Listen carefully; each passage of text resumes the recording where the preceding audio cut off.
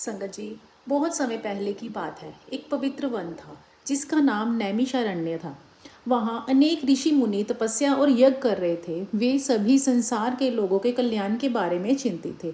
एक दिन सभी ऋषि मुनि ज्ञानी सूत जी के पास पहुंचे। उन्होंने हाथ जोड़कर कहा, हे सूत जी, कलयुग में मनुष्य दुख, चिंता, लोभ, क्रोध और मोह में फंसता जा रहा है। ऐसा समय में लोगों का उद्धार कैसे होगा?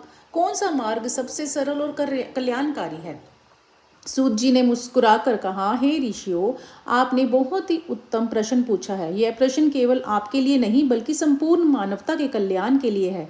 सभी ऋषि ध्यान से सुनने लगे। सूत जी बोले, सभी वेदों, शास्त्रों और पुराणों में भगवान शिव की महिमा का वर्णन किया है। शिव पुराण अत्यंत पवित्र है। जो व्यक्ति श्रद्धा और प्रेम से शिव पुराण का श्रवण करता है या सुनाता है, उसके जीवन के अनेक दुख दूर हो जाते हैं और उसके मन में शांति का प्रकाश फैल जाता है। फिर सूत जी ने एक कथा सुनाई। सूत जी ने कहा कि एक नगर में एक गरीब ब्राह्मण रहता था। वह भगवान शिव की भक्ति तो करता था, लेकिन उसके जीवन में अनेक कठिनाइयां थी। घर में धन नहीं था, परिवार परेशान रहता था और वह स्वयं भी हमेशा चिंता में डूबा रहता था। एक दिन दुखी होकर वह शिव मंदिर में गया। उसने शिवलिंग के सामने बैठकर कहा, हे महादेव, मैं आपकी भक्ति करता हूँ, फिर भी मेरे जीवन में इतने कष्ट क्यों हैं?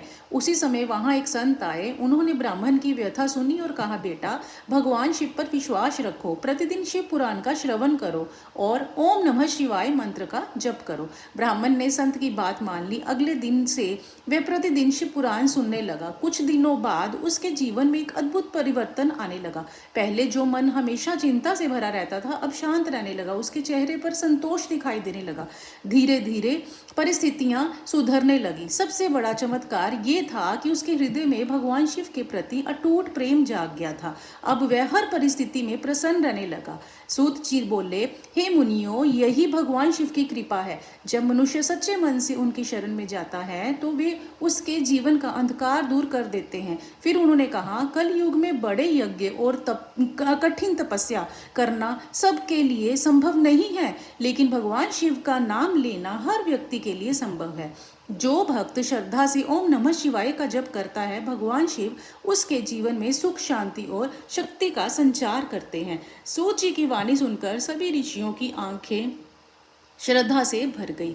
उन्होंने भगवान शिव का स्मरण किया और एक ही स्वर में हर हर महादेव बोला।